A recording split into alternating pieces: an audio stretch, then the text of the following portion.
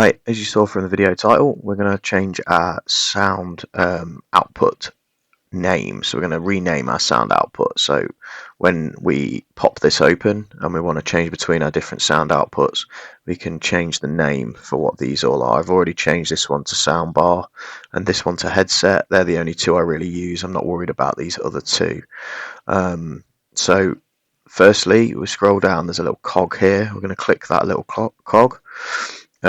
This isn't the page we want, so we're going to click sound here at the top next to where it says volume mixer, and that's going to take us back to the page we want. So these are my four output devices. You might have more, you might have less.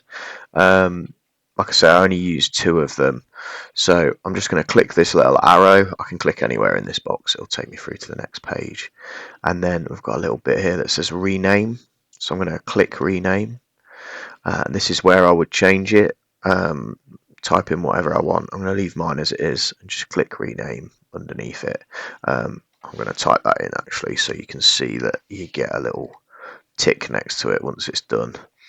Okay, and then just click off it. Now this will change the name in here, but mine actually took a little bit longer to change in here. It took a few minutes for this to update, but it does update eventually.